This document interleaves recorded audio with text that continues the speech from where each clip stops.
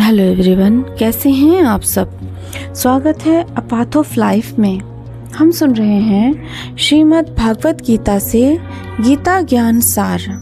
आज हम सुनेंगे 14वां अध्याय गुणत्रय विभाग योग। यह अध्याय तीनों गुणों सत्व, रज और तमस के बारे में विस्तार से समझाता है, जो प्रकृति के आधारभूत तत्व हैं और मनुष्य के विचार, कर्म और स्वभाव को प्रभावित करते हैं। ये तीनों गुण जीवन को संचालित करते हैं। इस अध्याय में हम सीखेंगे कि कैसे कोई व्यक्ति इनसे ऊपर उठकर परमात्मा को प्राप्त कर सकता है। श्री भगवान ने कहा, फिर भी ज्ञानों में श्रेष्ठ ज्ञान मैं तुमको कहता हूँ।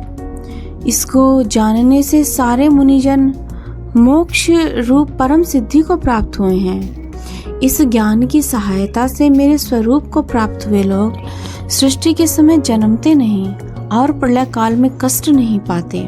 हे अर्जुन, परब्रह्म मेरी योनि है, मैं उसमें गर्भ को रखता हूँ और उसमें भूतों की उत्पत्ति होती है। हे कौन्ते, सब गर्भों में जो विभूतियां उत्पन्न होती हैं उनका उत्पत्ति स्थान प्रकृति है और मैं बीज देने वाला पिता हूँ। हे महाबाहो, प्रकृति से उत्पन्न सत्व, रज और तम तीनों गुण देह में रहने वाले निर्विकार आत्मा को बांध लेते हैं। हे अनग, इनमें तत्व निर्मल होने के कारण प्रकाश और निरूप द्रव है, जो प्राणी को सुख और ज्ञान के साथ बांधती है। हे कौन्ते, रोगात्मक रजोगुण से तृष्णा और आसक्ति उत्पन्न होती है, जो प्राणी को कर्म के साथ बांधती है। तमोगुण को उत्पत्ति अज्ञान से, यह नम्र आलस्य निद्रा से प्राणी को बांधता है। हे अर्जुन, सत्व सुख उत्पन्न करता है, रज से प्राणी को बांधता है। हे अर्जुन, तम सब ज्ञानों को ढककर प्रमाद पैदा करता है।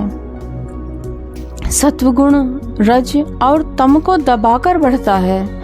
इसी प्रकार रज सत्व और तम को और तम सत्व और रज को दबाकर बढ़ना चाहता है। इस देह में इंद्रियों द्वारा जब ज्ञान का प्रकाश उत्पन्न हो, तब समझिए सत्वगुण की विशेष वृद्धि हुई है। हे कौन्ते, रजोगुण की वृद्धि में लोभ, कर्मों में प्रवृत्ति, कर्मों का आरंभ, अशांति और इच्छा उत्पन्न होती है। हे कुंती नंदन, तमोगुण की प्रबलता में अविवेक, अनुद्यम, प्रमाद और मोह ये सब होते हैं। जब देह को सत्वगुण के उदय में मृत्यु प्राप्त होती है तो वह ज्ञानियों के प्रकाशमय लोक को पाता है। रजोगुण के उदय से मरकर कर्मों में आसक्त मनुष्य जन्म लेता है और तमोगुण के उदय में मरा हुआ मूढ़ योनि में जन्म पाता है। सात्विक पुण्य कर्म का फल भी सात्विक कलंक रहित होता है। राजस कर्म का फल दुख और तमस कर्म का फल अज्ञान है। सत्व से ज्ञान उत्पन्न होता है, रज से लोभ तथा तम से प्रमाद, मोह और अज्ञान की प्राप्ति होती है।